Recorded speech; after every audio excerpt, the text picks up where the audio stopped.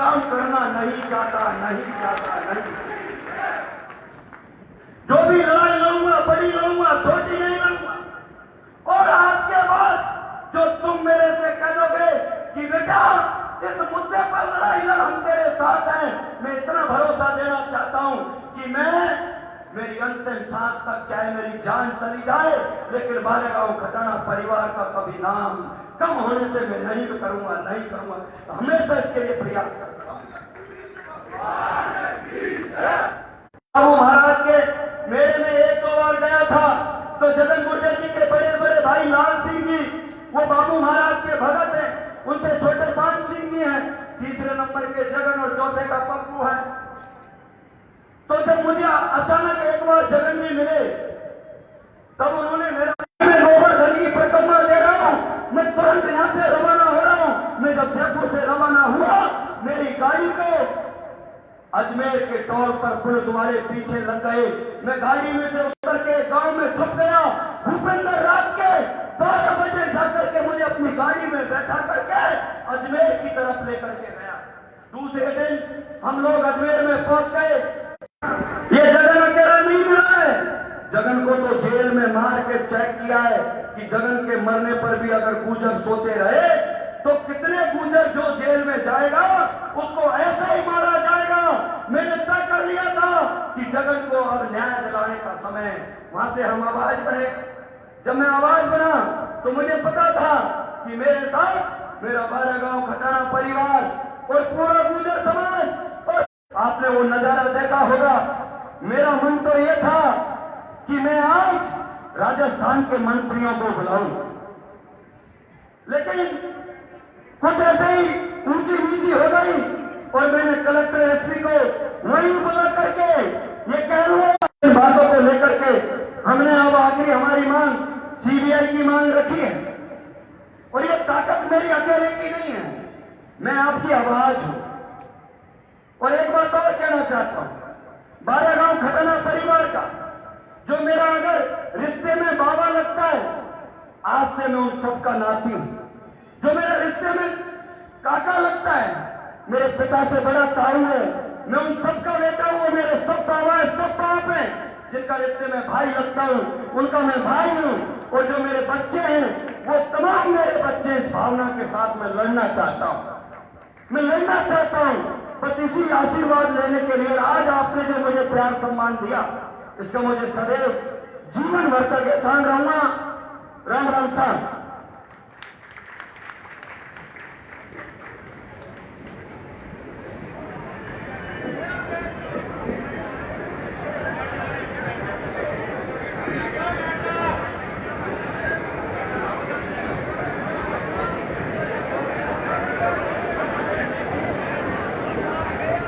अभी आपके बीच में भाई पहला जी ने सारा वाक्य आपको सुनाया। और वास्तविक बात है, जब भी अन्याय होता है तब लोग आप जगते हैं तो सरकार झपकती है, इसमें कोई शक नहीं है। संगठन में शक्ति और ताकत होती है। उन लोगों ने प्रजा का पालन किया, समय काल में पैसा लिया और हमारे लोग हमारे दुश्मन बन गए। हमें जंगल में बास करना पड़ा। धीरे धीरे हमारे लोग पढ़ लिख करके आगे बढ़े। धन्यवाद देना चाहता हूं उन महानुभावों को कि जिन्होंने हमारे लिए आरक्षण की लड़ाई लड़ाई। कर्नल साहब जो आज घर घर पूजनीय है, उनके साथ में भी कंधे से कंधा मिला करके रहे थे। उस आरक्षण की लड़ाई में भी आपके बीच में से एक था। घनश्याम जी खटाना साहब जी उनके बीच में एक थे। आप सारे के सारे लोग आप वहां पहुंचे थे। इतना बड़ा लवाजमा यहां से गया था, वो वाक्य आज भी याद है कि सारे लोग रोक दिए गए थे। जब आपका जवाब यहां से चला था तो भैंसा पर रोक दिया गया था शाम को, और भैंसा पर बहुत सारी खोज थी। हमारे आदमी रुक करके जब देखा तो कार्रवाई किलोमीटर तक दूर तक ठीक दिखाई दे रही थी, अंधेरा था। तो हमारे फौजी भाई को उतर करके जब पहुंचे वहां, बाबा रंगीला सरपंच सुधार भीम सिंह जी बहुत सारे लोग थे, और जाकर के प्रशासन के सामने कह दिया आप हटाते हुए नहीं हटाते हुए हमें हटाना पड़ेगा। और उन्होंने अधिकारी से बात करके मार खोलकर आप सबसे पहले आप उस धर्म सभा पहुंचे थे। ये आपका बल है, आपकी ताकत है, आपका बल है। और आज आपके बीच में आपका लाडला आया है। तो सारे राजस्थान में आपकी लड़ाई लड़ता है। हम तहे दिल से कहते हैं कि आप सच्चाई की लड़ाई जब तक जहां भी जिस जगह भी आपको करेंगे, समस्त करेगा भाई परिवार आपके पीछे रहेगा, ये मैं आपको विश्वास दिलाता हूं। और अभी ये लड़ाई, ये संघर्ष, झूठे वादे, फेसबुक पर चलना, किसी के साथ कुछ कहना, आपने तो हमेशा ही वो लोग हैं जिन्होंने सीने पर गोलियां खाई है, पीठ पर नहीं खाई है, तो कभी सीखा है इतिहास में।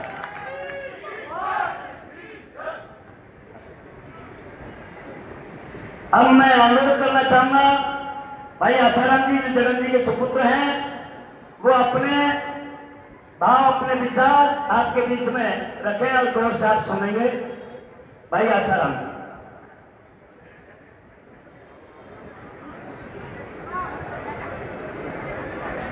पहले तो मैं सभी के लिए राम राम साहब।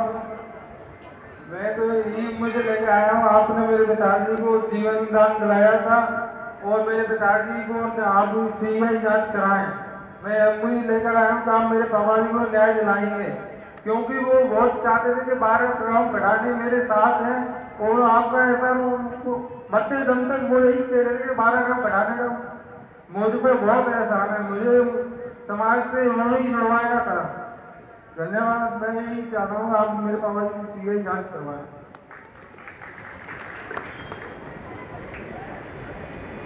अभी भाई आसाराम जी ने अपनी बात रखी। सीबीआई केंद्र की जांच ब्यूरो है जो बहुत ही बात की खाल निकालने वाली होती है। अधिकारियों की जो जांच अभी जुडिशियल की जांच बता रहे हैं, हालांकि ठीक है वो जांच करने के लिए सीबीआई की जांच होती है, पक्के वहां तक पहुंच जाएंगे, उस तह तक पहुंचेंगे कौन अधिकारी, कौन राजनेता, कौन लोग थे जो इस साजिश में शामिल रहे हैं। जब भंवरी देवी का एक गाड़ी में एक बाल मिलता है, सिर का एक बाल, और उस बाल से सारी खोजना कर ली, किसने मारी, किसने हत्या की, वो सीबीआई चीज है। भाई प्रहलाद जी, आप यही नहीं, राजस्थान में सर्वोच्च गुर्जर समाज और जिन जिन समाज में साथ अन्याय हुआ है वहां पर जाए, अपनी बात रखे, जिससे कि सारा राजस्थान जब उमड़ेगा ना, तब कहीं जाकर के सीबीआई की जांच होगी, पैसे नहीं होगी। भगवान की जय, क्योंकि इसको मुख्यमंत्री रिकमेंड करता है और राजस्थान का मुख्यमंत्री भजन लाल जी जब सीबीआई के लिख देगा तो ही सीबीआई की जांच होगी, वैसे सीबीआई की जांच नहीं हो सकती। इसके लिए आप सभी को पूरे राजस्थान में गांव गांव जाकर के आप घूमिए, माहौल तैयार कीजिए, कल क्या करना है वो आगे समय दे दीजिए, हम उस वक्त आपको आधी रात पर भी तैयार मिलेंगे, ये हम आपसे वादा करते हैं। भगवान की जय।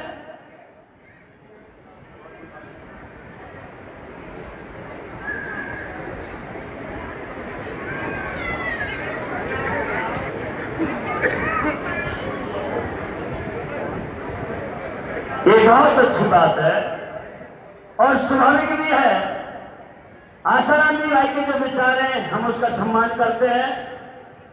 ये चाहते हैं कि मैं बाप की तरह अपने हथियार उठाकर के जंगल में नहीं जाना चाहता, मैं समाज की मुख्य धारा से जुड़ना चाहता हूं और समाज में रहकर के समाज की लड़ाई लड़ना चाहता हूं। इस सब के लिए हम आपके साथ तैयार हैं। भगवान की जय। बहुत अच्छी बात है, क्योंकि अंत तो वही होता है, बड़े बड़े डाकू हुए, बड़े बड़े वीर योद्धा हुए, वो भी आपके में मुख्य धारा से जुड़े, कोई परिस्थिति रही होंगी उनकी, उन परिस्थिति के हिसाब से उन्हें डाकू बनना पड़ता है और बिहारों में जाना पड़ता है और आखिर में सरकार भी उनसे समझौता करती है और मुख्य धारा में आकर के वो जुड़ते हैं। ये अच्छी बात है, आप मुख्य धारा में जुड़ करके इसी समाज की लड़ाई को आगे तक इस हिसाब से आप लेते जाए, घूमे, पूरे राजस्थान में घूमे, अपनी सारी बात रखें, ये हम आपसे गुजारिश करना चाहते हैं।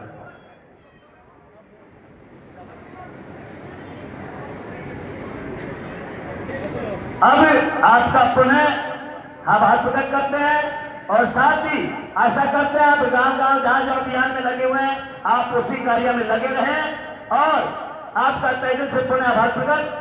और साथ ही इस मेले पर हमारे पास में जो आई हुई पार्टियां हैं, इसका नंबर भैया गाजीपुर वाले आए और जो भी भाई लोग आए हुए गीत सुनना चाहते हो गीत सुने और गंतव्य स्थान की तरफ जो जाना चाहते हो आप पहुंचने का श्रम करें, ये मेरा आपसे अनुरोध है। बहुत बहुत धन्यवाद है सभी के लिए, शुक्रिया साहब। भगवान की जय। ईश्वर आपकी सदा रक्षा करे और आप निरंतर आगे बढ़े, यही जगदीश महाराज से हम दुआ करते हैं।